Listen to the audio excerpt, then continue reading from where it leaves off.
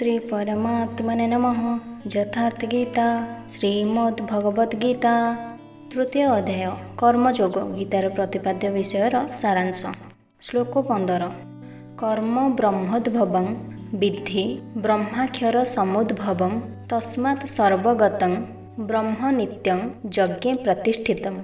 अनुवाद कौन कौन करबाकू हेबो अर्थात कर्तव्य कर्म वेदरे वर्णना करा जाइअछि एवं वेद प्रत्यक्ष भाव में परम पुरुष भगवान प्रकाशित होइअछि। फलतः सर्वव्यापक ब्रह्म शाश्वत भावे यज्ञ कर्म ही प्रतिष्ठित होइछन्ति।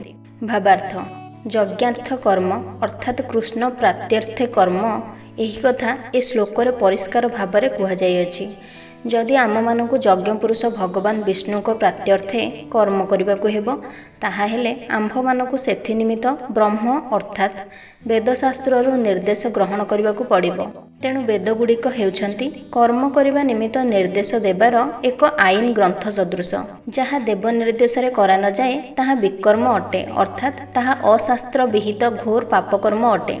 तेणु व्यक्ति पापकर्मर प्रतिक्रिया रक्षा पाइबा निमित्त सर्वदा वेद निर्देश ग्रहण करबा उचित।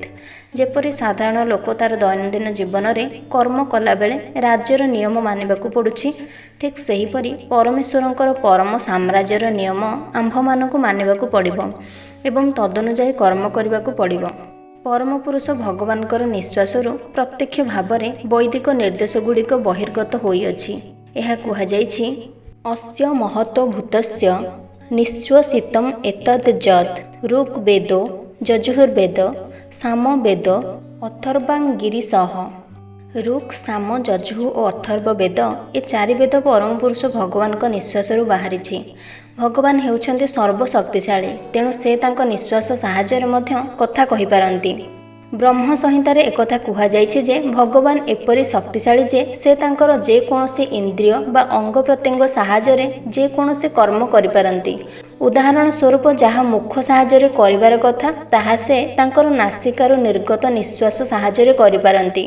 अन्य कथारे एहा ही कुहाଯାଇ पारे जे भगवान तांकर निश्वास साहाय्य कथा कहिपारंती एवं चक्षु साहाय्य गर्भाधान क्रिया मध्य करिपारंती। से भूत प्रकृति उपरे कटाक्षपात करी ताकू गर्भवती करांती। फल जीव सृष्टि हुए। भूत प्रकृतिर गर्भरे बद्ध जीव मानक संचार कर सारिला परे से वेदशास्त्र रे बद्ध जीव मानक निमित्त कर्म करिवार निर्देश देले। ए बद्ध जीवगण किपरि भाबरे भगवत धाम को बा निज घर को फेरी जाई पारिबे तार निर्देश से वेदशास्त्र रे देले। एकथा आम्भ मानक सर्वदा मन रखिबाकू पड़िबो जे भूत प्रकृति द्वारा बद्ध होइतिबा जीवगुड़िक भूत प्रकृतिर सर्वदा उपभोग करबाकू खूब आग्रही, किंतु वैदिक निर्देश गुड़िक एपरि भाबरे तैयारी होइछि जे ताहा पालन कले व्यक्ति तार कामना गुड़िक पूरण करिपारे एवं उपभोग भगवत धाम को फेरी जाई पारे। एतद्वारा बद्ध जीव को मुक्ति लाभ निमित्त एक सुजोग दिया जाइछि। तेणु बद्ध जीवगण कृष्ण चेतनशील होई ए यज्ञ विधि को अनुसरण करबा उचित। एपरिक जो माने वेद निर्देश मानि न पारुछन्ति सेमाने कृष्ण चेतना विधि ग्रहण करिपारन्ति। जदि ताहा सेमाने करिवे ताहा हेले ताहा मध्य वैदिक यज्ञ कर्म होई परिबो। यह थिला गीतार तृतीय अध्यायर श्लोक 15। परवर्ती श्लोक गुड़ी को श्रवण करने पाई परवर्ती वीडियो गुड़ी को निश्चिंत भाव में देखंतु।